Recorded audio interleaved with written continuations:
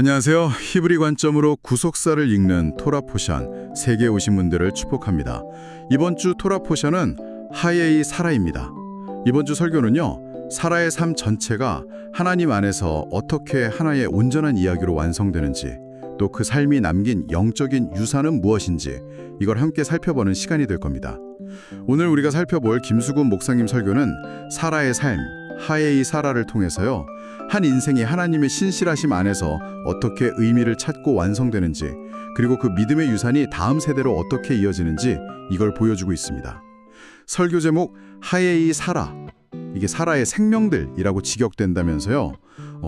하예이가 생명인데 복수형이라는 점이 참 흥미로운 것 같아요. 네, 맞아요. 김수곤 목사님 설교에서는 이 복수형이 그냥 사라 한 사람의 삶, 그걸 넘어서는 의미라고 보세요. 그러니까 그녀를 통해 흘러가는 생명력, 또 다음 세대로 이어지는 그 언약의 생명, 이런 걸 의미한다고 풀이하시더라고요. 아, 단순한 한 여인의 삶이 아니라 믿음의 어머니로서 영적인 생명을 잉태하고 또 흘려보내는 그런 통로였다는 관점이군요. 네, 바로 그거죠. 창세기 23장 1절 보면 사라가 127세를 살았으니 이것이 곧 사라가 누린 햇스라 이렇게 나오는데, 설교에서는 이 127년이라는 시간, 이 숫자 자체에도 깊은 의미를 부여하시더라고요. 맞습니다.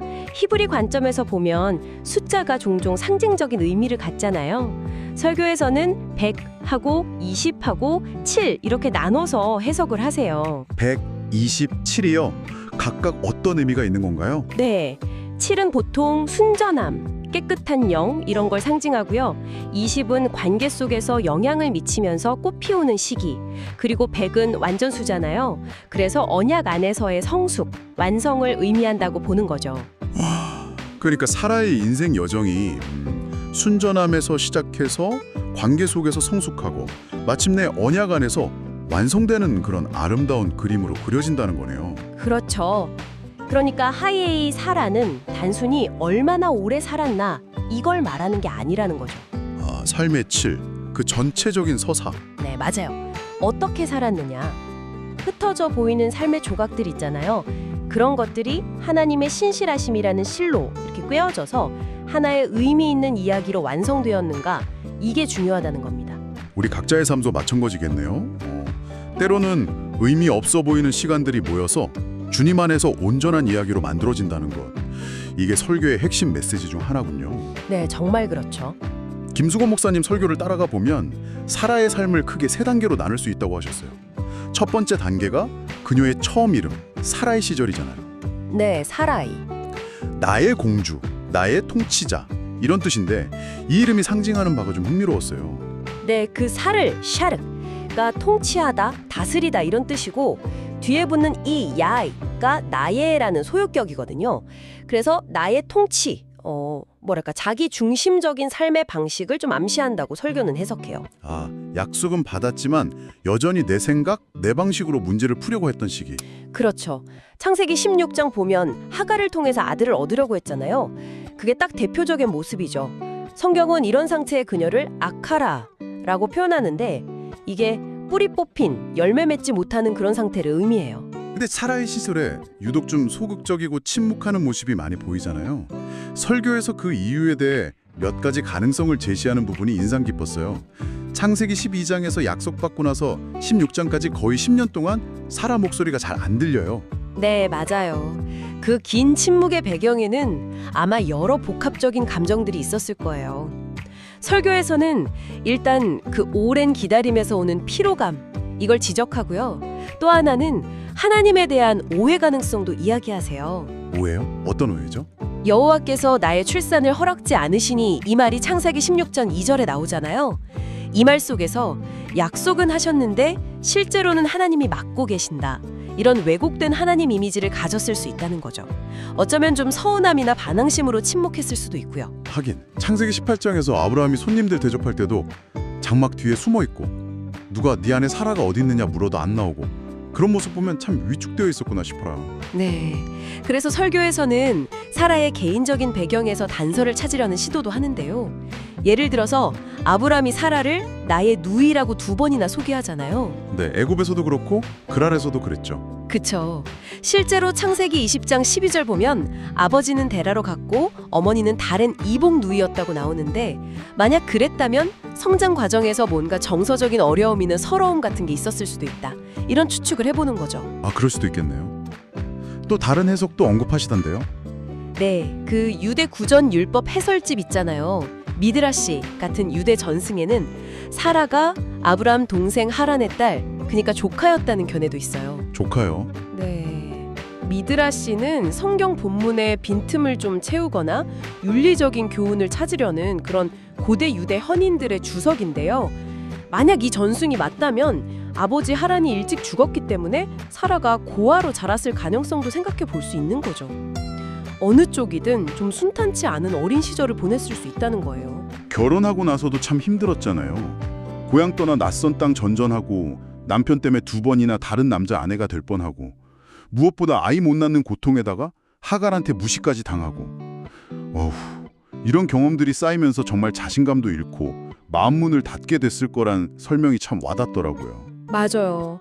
그런 상처와 기다림 속에서 진짜 웃음을 잃어버린 거죠. 그래서 창세기 18장 12절에서 아들을 낳을 거라는 말을 딱 들었을 때 겉으로는 표현 못하고 속으로 웃는 그런 냉소적이고 체념 섞인 웃음, 그게 나올 수밖에 없었다, 이렇게 해석하는 겁니다. 듣고 보니 이 사라의 모습이 우리 안에도 있을 수 있겠다 싶어요. 내 힘으로 어떻게든 해보려고 애쓰지만 계속 실패하고 상처받으면서 소망을 잃고 좀 냉소적으로 변해가는 그런 모습요. 중요한 건 하나님께서 바로 그런 사라이를 찾아오셨다는 거죠. 설교는 이 단계를 통해서 우리가 자기중심적인 자리에서 하나님이 주인 되시는 자리로 옮겨가야 한다. 그리고 조급함 대신에 기다림의 영성을 배워야 한다. 이걸 강조해요. 믿음은 기다림과 같다. 네. 임신해도 바로 아이가 태어나지 않잖아요. 힘들어도 그 자리를 지키는 게 중요하다는 거죠. 그리고 하나님은 그 기다림의 시간, 또 상처받은 경험마저도 결국에는 은혜의 증거로 바꾸시는 분이다. 이걸 신뢰해야 한다는 메시지를 주시는 거고요. 사라는 여주인, 왕비, 열국의 어머니 이런 뜻으로 의미가 확 확장되잖아요. 네, 그렇죠. 사라이가 나의 공주, 좀 개인적인 차원이었다면 사라는 훨씬 넓은 범위의 영향력, 그러니까 창세기 17장 16절 말씀처럼 모든 민족의 어머니로서의 정체성을 부여받은 이름이죠. 근데 이름이 바뀌고 약속을 다시 확인받았는데도 창 17장, 바로 다음 장인 18장에서 사라는 여전히 속으로 비웃었다는 게 참 인간적인 모습 같기도 하고요. 맞아요. 그게 참 중요해요. 창세기 18장 13절부터 15절을 보면 하나님께서 사라의 그 속 웃음을 정확히 아시고 지적하시죠. 사라가 왜 웃으며 이르기를 내가 늙었거늘 어떻게 아들을 낳으리요 하느냐. 아니라 네가 웃었느니라. 철교에서 이 부분을 다루면서 하나님께서 사라의 불임이라는 그 상황보다 웃음을 문제 삼으셨다는 점을 강조하시더라고요. 네, 김수곤 목사님은 하나님께서 사라의 아픈 부분, 그러니까 환부는 불임이었지만 정작 메스를 대고 치료하신 곳은 웃지 못하는 마음, 불신앙의 웃음이었다고 설명하세요. 하나님은 외적인 문제 해결 이전에 그 내면의 치유를 먼저 다루신다는 거죠. 사라는 자기가 안 웃었다고 부인했지만 하나님께서는 그 마음 깊은 곳의 냉소와 불신을 다 아시고 만져주신 거군요. 그 결과가 정말 극적이었어요. 그렇죠. 마침내 이삭을 낳고 나서 사라가 온 세상에 외치잖아요. 창세기 21장 6절, 하나님이 나를 웃게 하시니 듣는 자가 다 나와 함께 웃으리도다. 이건 진짜 이전에 그 속으로 웃던 냉소적인 웃음하고는 차원이 다른 거죠. 온몸으로 터져나오는 기쁨의 웃음, 감격의 웃음인 거예요. 설교에서 이 구절 설명하시면서 사라가 하나님이 나로 아이를 낳게 하시니라고 하지 않고 하나님이 나를 웃게 하시니라고 고백한 점에 주목하는 부분이 되게 인상적이었어요. 맞아요. 이 표현이 뭘 보여주냐면요. 하나님께서 사라의 근본적인 문제, 그러니까 상처와 불신 때문에 잃어버렸던 그 웃음을 먼저 회복시켜 주셨다는 걸 보여준다는 해석이에요. 비웃음, 헛웃음, 냉소가 아니라 진정한 기쁨과 감사의 웃음을 되찾게 되니까 육신의 문제였던 불임까지도 해결되는 은혜가 임했다, 이런 거죠. 믿음은 결국 웃음, 그러니까 내면의 기쁨과 평안으로 드러난다는 말씀이시군요. 네, 그렇습니다. 어떤 상황에서도 믿음이 있는 사람은 얼굴에 그 빛이 나타나게 마련이잖아요. 스테반 집사님이 돌에 맞으면서도 천사의 얼굴 같았다고 하고 또 변화산 위에서 예수님 모습이 영광스럽게 변모하셨던 것처럼요. 네네. 설교에서는 사라의 그 비웃음이 단순한 불신을 넘어서 어쩌면 상처가 누적된 표정이었을 수도 있다고까지 이야기해요. 하나님은 바로 그 상처 입은 웃음을 치료하셔서 진정한 기쁨의 웃음으로 온전히 바꿔주신 겁니다. 여러분, 혹시 마음 깊은 곳에요, 아, 이것만은 정말 안 될 거야 하고 기대를 아예 접어버린 그런 영역은 없으신가요? 하나님의 약속 앞에서 여전히 속으로 비웃고 있지는 않으신지, 사라의 그 상처 입은 웃음을 만지셨던 주님께서 우리의 마음도 만져주셔서 다시 믿음으로 소망하고 기쁨의 웃음을 회복하게 되기를 저도 함께 기도합니다. 자, 이제 사라 생애의 마지막 단계, 그녀가 남긴 영적인 유산에 대한 이야기로 넘어가 볼게요. 이삭이 리브가를 아내로 맞이할 때 창세기 24장 67절에 이삭이 리브가를 인도하여 그의 어머니 사라의 장막으로 드리고, 이렇게 기록되어 있잖아요. 이 사라의 장막이라는 게 그냥 텐트, 거처 이상의 의미를 갖는다는 거죠. 네, 맞아요. 그곳은 단순한 텐트가 아니었어요. 사라가 하나님을 만나고 예배하고 또 믿음의 삶을 살아냈던 그런 거룩한 공간이었던 거죠. 유대 전승에 따르면요, 사라의 장막에는 3가지 특별한 기적적인 표징이 항상 나타났다고 전해져요. 3가지 표징이에요. 어떤 것들이죠? 첫째는 장막 위에 늘 쉐키나, 즉 하나님의 임재를 상징하는 구름이 머물러 있었다는 거예요. 와, 하나님의 임재가 그렇게 눈에 보이게 나타났다니 정말 놀랍네요. 2번째는요? 2번째는 떡 반쪽 그릇에 항상 복이 임해서 손님 접대를 위해서 빵을 만들면 그게 마르지 않고 계속해서 채워졌다는 전승이에요. 사라의 그 나눔과 서묵임, 그리고 하나님의 공급하시는 은혜, 이런 걸 상징한다고 볼 수 있겠죠. 와, 3번째 표징도 궁금한데요. 3번째는 안식일, 그러니까 샤밧을 위해서 켠 촛불이 다음 안식일이 시작될 때까지, 그러니까 일주일 내내 꺼지지 않았다는 거예요. 이 꺼지지 않는 촛불은 하나님의 임재와 생명, 또 빛 대신 말씀을 상징하고요. 또 동시에 깨어있는 사라의 영혼, 그 기도를 나타낸다고 해석해요. 그런데 더 놀라운 건 사라가 죽으니까 이 3가지 표징이 다 사라졌다가 리브가가 그 장막으로 들어오자마자 다시 나타났다고 전승은 이야기한다는 거예요. 이건 리브가가 단순히 아내로서 사라의 자리를 대신한 게 아니라 뭐랄까, 사라의 영적인 DNA, 그 임재의 유산을 계승했다는 의미로 들리는데요. 정확합니다. 바로 그거예요. 하나님의 임재는 어떤 특정 장소에 매이는 게 아니라 믿음의 사람을 통해서 그 영적인 혈통을 따라서 흐른다는 거죠.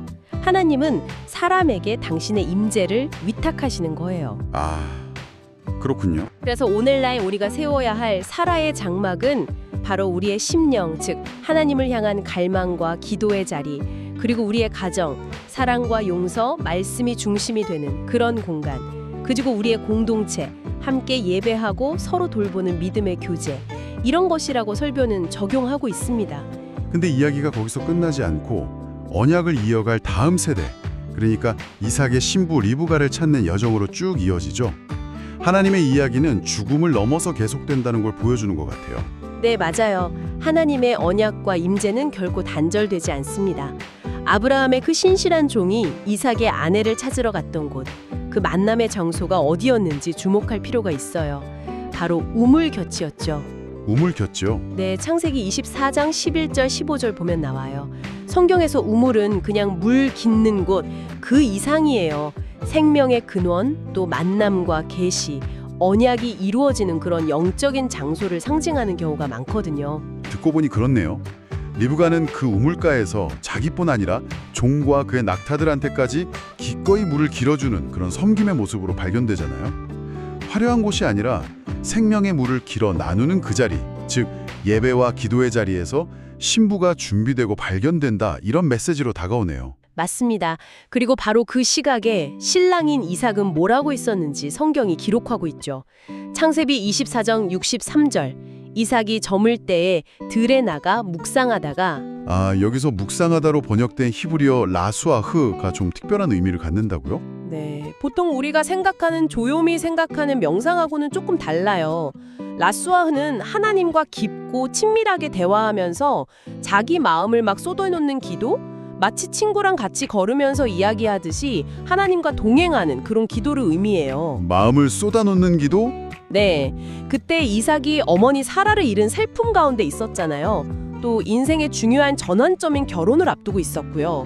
그의 이 모든 감정, 또 기배 이런 것들을 하나님께 솔직하게 아뢰면서 마음을 준비하는 그런 시간이었던 거죠. 억누르거나 외면하는 게 아니라 그냥 주님께 다 흘려보내는 기도. 와, 그렇게 기도하면서 준비된 신랑 이삭에게 우물가에서 섬김으로 준비된 신부 리브가가 인도되는 장면, 참 아름답네요. 결국 기도와 예배가 만남의 통로가 되는군요. 네, 그렇습니다. 신랑 되신 주님을 만나는 길도 마찬가지겠죠. 기도와 예배의 우물가에서 우리의 마음을 준비할 때 주님은 우리를 만나주시고 한 해의 신부로 세워가신다는 겁니다. 오늘 우리는 하예이 사라의 삶을 통해 한 인생이 불완전함과 상처에도 불구하고 하나님의 부르심과 만지심 속에서 어떻게 온전한 이야기로 완성되어 가는지, 그리고 그 믿음과 임재의 유산이 어떻게 다음 세대로 흘러가는지를 김수건 목사님의 설교를 통해 깊이 살펴보았습니다. 사라는 떠났지만 그녀의 장막에 머물던 임재의 불은 리브가를 통해 꺼지지 않았습니다.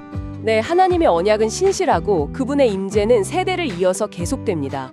중요한 것은 우리가 그 임재를 담아낼 그릇으로 준비되는 것, 신랑을 맞이할 우물가, 즉 기도와 예배의 자리를 지키는 것이겠죠. 여러분의 삶 속 우물은 마르지 않고 생수가 솟아나고 있습니까? 사라의 장막에 머물렀던 그 임재의 구름과 꺼지지 않는 촛불, 또 마르지 않는 은혜의 떡이 오늘 여러분의 삶과 가정, 공동체 안에 어떻게 나타나고 있나요? 이 질문을 마음에 품고 우리의 우물가에서 신랑 되신 주님을 기쁨으로 맞이할 준비를 하는 저와 여러분이 되기를 소망합니다. 김수곤 목사님의 설교 풀영상은 양산 리빙처치를 검색해 주세요.